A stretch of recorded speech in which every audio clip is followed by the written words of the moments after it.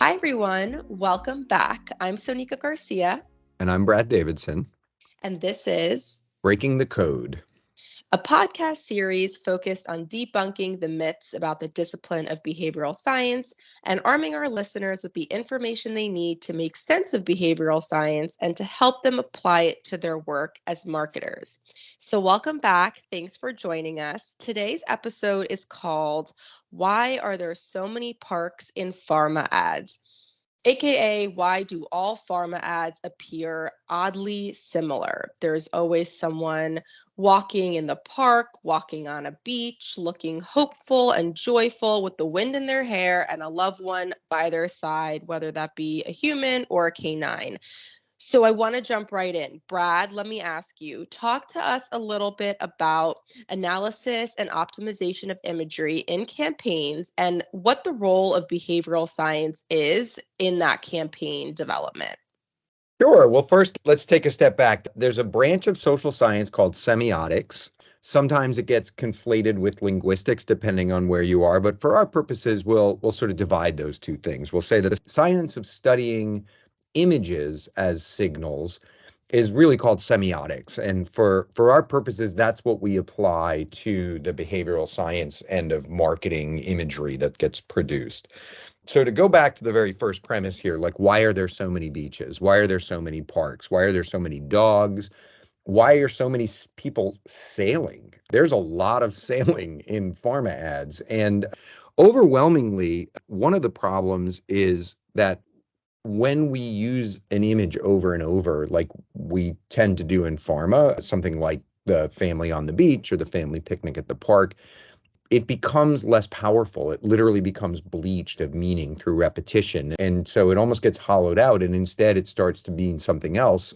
A lot of the images that we show, when we show them to people cold, the first thing they think is that's a pharma ad, not, oh, that's a life well lived, or oh, that's a wonderful day at the beach. There's something about the way we compose them that becomes very staid, very formulaic. We don't mean to. We certainly hire a lot of creative people to do a lot of great work. And I'm not saying every ad's like that, but a lot of the ads are like that. And so, the role of a social scientist in a campaign like that is to help create imagery that actually has an impact, that isn't bleached. Because Yeah. any ad is supposed to change your thinking and change your behavior. And if we have images that have very little impact, it's not helping do that. So I think just from a very simple formula, social science helps identify imagery that's going to have the intended impact on the viewer. A lot of what we do does not, and that's sort of interesting. That's really interesting. And so, I guess before I jump into something that I found really interesting online as far as repetitive imagery goes, explain a little bit further when you talk about semiotics and that analysis. I know we do a lot of that work within medical anthropology. Talk to me a little bit about what that process is like and how that fits into this conversation. Sure, absolutely. So, I've not always worked in pharma. I did work in consumer packaged goods for a while. I worked in all sorts of automotive stuff. And one thing you notice when you put pharma ads side by side with ads from just about any other category is how narrow the box that pharma puts itself into is. And so as a semiotician, what you're trying to do is find images that resonate culturally, that resonate in the moment, that don't seem dated. If you look at old ads for kitchen appliances, they don't look dated. They look like you're trying to commit product suicide. They're so sexist, and many of them are also quite racist and a few other things. So if you just picture ads that had a certain impact or tested a certain way in the 70s and the 80s, and you put them in now, you can see that like cultural tastes and imagery evolve. And so what signals something like power and independence in the 70s for the Marlboro Man probably comes off very differently today if we used exactly the same imagery, because our tastes in what it means to be a man, what it means to be independent, what cigarettes represent, all of those things change over time. And our interest is what do these images represent? What do they evoke in the minds of people? What we typically want them to evoke is some kind of desirous state, right? Like the problem with working in pharma, it's not a problem, it's just a universal truth. Nobody aspires to needing our drugs. Nobody aspires to having asthma or aspires to having lung cancer or any of these things. What they aspire to is the result that the drugs will give them, which is to be cancer free or asthma free. And so we tend to show the asthma-free state, which just means go live your life. And so we seek universal imagery that will index for people, that will signal to them, this is what happens if you take our drug, you get to live a life well lived. The problem with that is not everybody agrees all the time on what fun is. For some people, bowling is great, and for some people, bowling is the worst way to spend an evening possible. And so you end up with this very small set of images that test universally as something that people find appealing. So parks are, you'd have to be pretty strange not to like a park with your family. You'd have to be pretty strange not to like a sunny day at the beach walking with your family or your dog. Right. Sailing is always fun, right? These are leisure activities. These are things we do to show that our life is going well. And we put them in pharma to show people your life can go well as well. The problem Hmm. is from an image standpoint, they signal nothing. In fact, Right. they rarely have any indicator of the disease state we're talking about. Now, that's for skin conditions, beaches make sense because you're showing skin. That's what everybody wants to do if you have a skin condition. But then for cancer, you also show a beach because everybody wants to have a day off and spend more quality time with the families. So we end up with these universal signifiers of time well spent with family or time well spent or just freedom from disease. I think that's really sailing as a metaphor for just like an easy path. The problem is when you only have a small set of them that resonate exactly the same way with everybody, you end up reusing imagery to the point of emptiness. So I think the role, to go all the way back to your first question, the role of semiotics is to help find images that are both timely, of the moment, don't seem super dated, but also don't just test well in the sense that people understand what they're trying to convey, but actually have some emotional resonance, some real emotional resonance, some authenticity to them, as it were, perceived authenticity, because of course, ads are fake. So you can only perceive authenticity or fakeness. They're both equally fake, but how we set them up is really how they end up getting perceived. You said a lot that I think is really important to call out. I want to start first with, I found it so interesting. So I found a study that was done, and basically a company analyzed like 83 healthcare campaigns and picked out like the top sceneries that were used, the top like plot themes. And, parks was number one. It was used in like almost half of the campaigns. Potted plants was like a really popular plot theme. So all this to say, like, people out there know that this is happening. This isn't something that we're like uncovering for the first time. People are aware of how much pharma campaigns really like copy one another and appear very similar. So I guess my question to you is like, if people know this, and there's even been like mock campaigns that have been done making fun of pharma ads being so similar. Like there's so much of that out there. Yeah, If this the is the the famous the have it all when more is not yes. enough, and it just shows the smiling woman in front of a suburban house. Like And you that's don't not even an actual ad. realize. Yeah. Yeah, you don't even realize that that's not a real campaign. So now everyone is aware that this is happening. So why is it still happening? Like what's the disconnect? I think it's because, again, there's a lot of ways of showing people having a great time on a cruise ship, for example. You could focus on the food. You could focus on, hey, it's you and your kids. You could focus on, hey, it's you and your spouse. You could focus on, hey, it's just you and a whole lot of other young people, and you might be able to pick them up. Like there's themes that you could like build off of in different ways. But for us, we end up, even though the briefs are very sophisticated, and even though certainly our depth of knowledge of the conditions and the treaters and the sufferers, they're pretty robust, but then we end up at a brief which says like, this is for patients who are determined to do more. Name the condition, right? Second line therapy, it's always the target audience is the one who is unsatisfied with the current state of affairs, and they want to do more for their own health. Okay, how do we show that? There's a limited visual repertoire that is universally understood to mean I am determined to fight something. And one of the most neutral ways of doing it is to show a person staring at the camera with their arms folded, with this sort of very determined look on their face. I am shocked that your study didn't find that to be more common than potted plants in parks, but I can't think of a category that doesn't have somebody staring out at the camera purposefully. And the Yeah. reason is because, again, we test these things to the point where the things that float to the top are the things that are universal signifiers. But like a stop sign, just because everybody understands a stop sign says to you stop, it doesn't have any emotional resonance, right? You don't even barely notice it. So, yeah, you have signaled to me that this person, if I spent the time to look at this, then I would think that this person was determined to fight more. But the problem is, I see so much of it, I don't even really look at it. So I think we test ourselves in the corners, frankly. I think Hmm. we're looking for things that don't upset people.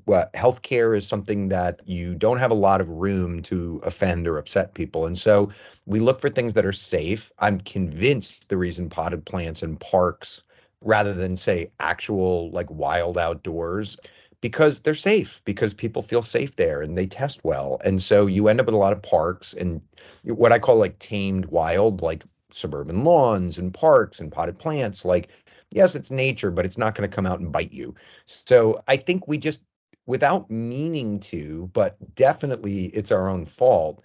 The way we test these things, we end up in a corner.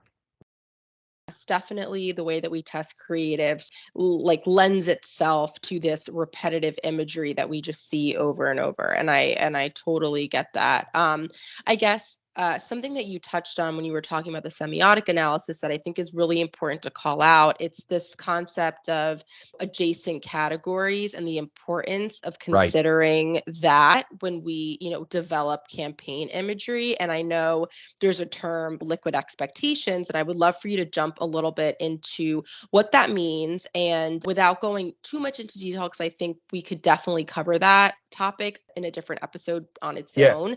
But like, why is that important? Like, sure, it's fine to stay safe within pharma, but we're not watching TV and only seeing pharma ads. They're, mixed Right. in with other things. So, talk to me a little bit Exactly. about that.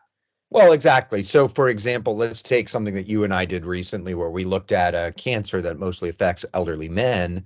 And we said, well, okay, we can look inside the category of prostate cancer and see how elderly men are represented there. And there was sort of a universal sameness to them. Again, they were sort of like for lack of a better term, like energy less. They were very placid. There was a lot of cardigans. There was a lot of guys smiling with well-trimmed facial hair and with a partner. But when you looked outside of pharma to other categories that were catering to exactly the same audience, you saw a much wider range of emotions. You saw much more activity. You saw no cardigans. What you're starting to see is baby boomers tatted up with big beards, driving a convertible with their wife who's shouting out the window with joy and a lot more energy. And so even the same target audience looking at different types of ads can pick out the pharma ads because we've moved beyond this sort of idea of old age as this placid cardigan like quiet demise. Like people want to do stuff.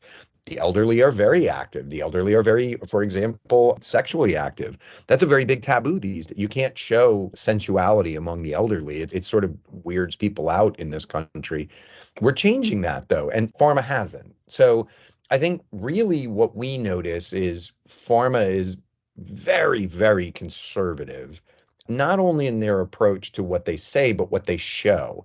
Now, the big change here, and you've pointed this out to me several times, is there's a premium right now in pharma to show the right person.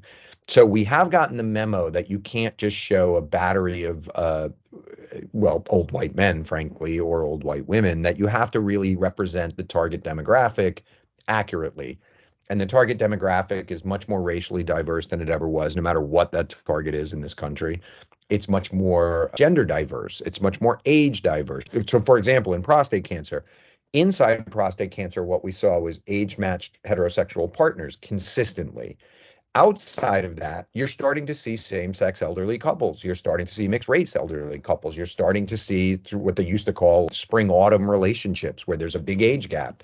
Not in pharma, right? So pharma tends to cleave to traditional social values that have become very dated. And so as a result, even though we do start showing people who look right, they're not doing very much that makes it very interesting or exciting. The one part that I would say is changing is in HIV, where they've really gotten the memo that you have to show your target demographic. But again, if everybody is showing same-sex couples and mixed-race couples kissing in public, which was taboo when I was a kid, it loses impact because they're all doing the same thing. And so I think we're very conservative. I think we really, in the worst possible way, focused on showing the right people without showing anything that makes them the right people. They still wear Gap level clothing. It's still cardigan old men. So I think we do ourselves a disservice when we say, well, we've put the right people in the ad, therefore the ad will resonate. That's a false logical conclusion, as it were. And we're guilty of it, right? It's almost ubiquitous now. We're getting better. And I don't want to say all the ads are the same, but a lot of the ads are the same. Enough that if you asked some man on the street or woman on the street, tell me what a pharma ad looks like, they could describe it. I think that's a really important point. We really just think that we've done enough by making the target patients look diverse, and even there we can improve a bit, but we don't really care about what they're doing. Like, the activity could be nothing that, a Black male in his 50s is actually going to be doing, but hey, we have the right person, so like, who cares if it's just, again, him walking in the park? So I think that that's a really, really important point.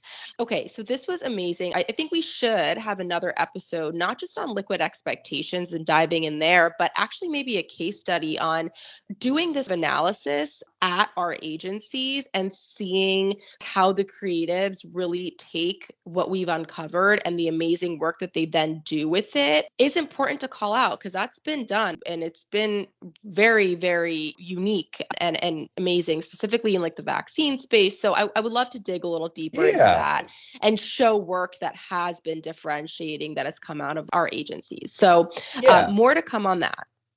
Yeah, Sure. let me touch on that. I mean, I don't want Yeah. anybody to go away from this podcast and think that everybody's doing a terrible job. A lot of people are not doing a great job. But for example, if you look at Havas Links, their naloxone campaign, which deals with opioid reversal, overdose reversal, that's a very authentic campaign. That's a very gritty campaign. And the characters in it are not only people who you can imagine would need naloxone. They're telling you they need naloxone. They're telling you, like, I was thankful I had it when my girlfriend overdosed and things like that. They're not hiding the fact that they're drug abusers, frankly. But they're also in situations that make sense. They're on the street. They're standing somewhere, and they're speaking openly, and they're using a register and a tone that is appropriate. Which, one guy's saying, "I'd rather carry naloxone than carry my mate's coffin." That I think is something that we should embrace more. Like the idea that health and healthcare have to be completely sanitized for mass consumption has failed us a little bit. So yeah, I think we could talk about, and I'm really excited to do so. Obviously, we both are very passionate about this topic. It's a major thing we analyze really is imagery and how to create impact. So yeah, I'm excited to do this Yeah. again. Awesome. Okay, so let me just wrap up some important takeaways and points that you touched on. So, one, making sure that we're doing our due diligence on the marketing side by doing a semiotic analysis and really analyzing not just the category that we're looking at, but adjacent categories as well. So, that's one. Really making sure that we're looking beyond the person and we're looking at the campaign in a holistic way that takes into consideration time, place, experiences, really what makes that person who they are.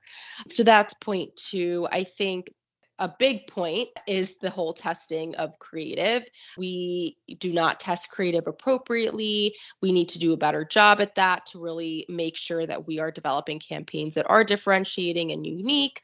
Again, another episode could totally focus on unique research approaches that Oh really yeah, will there's some test creative exciting better. stuff. This was great. Thank you so much for all that insight. That was very helpful, and I'm sure our listeners will agree. Thank you to everyone who's listening. We really appreciate it. And until next time, I'm Sonika Garcia. And I'm Brad Davidson. And this is Breaking the Code. Thank you. Thanks, guys. See you next time, or talk to you next time.